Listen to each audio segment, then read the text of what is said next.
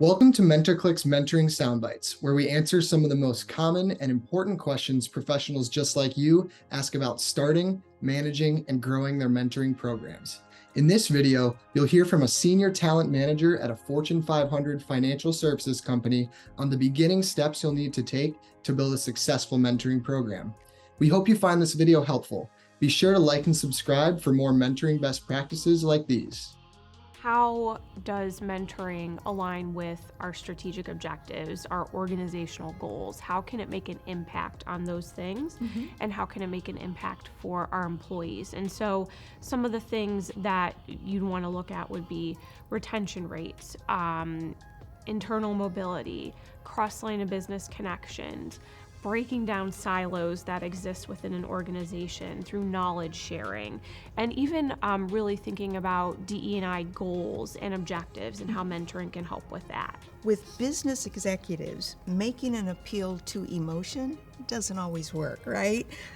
So how can you get to the information? What kind of information do you use that speaks to them to help get behind the initiative? It's all about the numbers. So coming to them with some very specific data, where we're at now, where we envision we can be with mentoring, how we can move the needle on that data point, whether it's the internal mobility, the engagement scores, diverse matches and pairings, diverse relationships. Those were things that we really shared with them, and we made sure the numbers, current state and future state, were very clear. Okay. And making sure that we tied it into our DE&I objectives and how this would impact and help the organization. Okay, so always aligning to the strategic goals of the organization, and in this case, and really how it was going to impact the bottom line, right? They want to know about how this is going to impact money and efficiency and productivity, right? And mentoring can help with all of that. So getting the numbers, talking to our analysts in HR to get the numbers on turnover, on retention, on that mobility, and presenting those was really important. So we made sure we had accurate information to our current state, and then also making sure that we appealed to them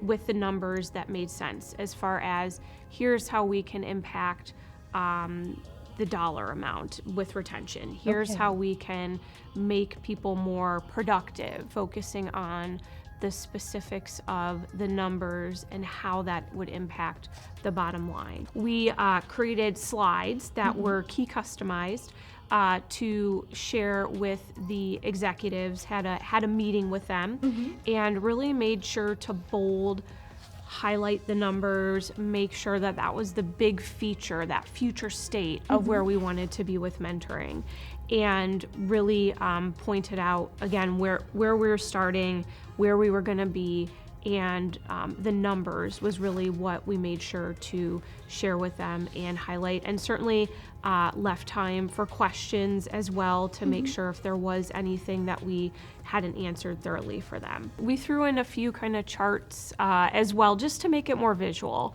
because that seemed to really speak to them. And we did put a few quotes in there as well, even though the data and the numbers really spoke for themselves.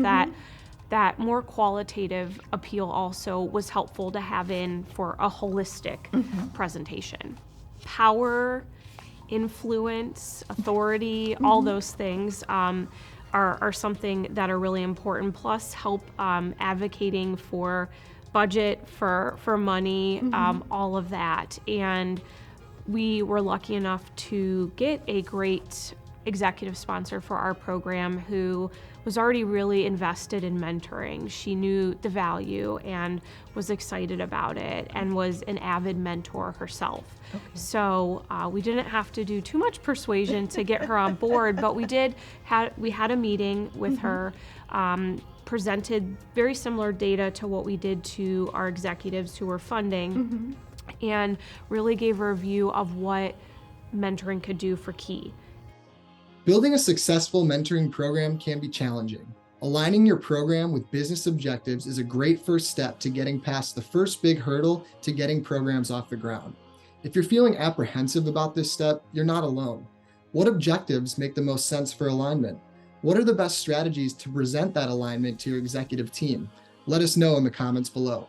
And don't forget to like and subscribe to get updated on mentoring best practices like these.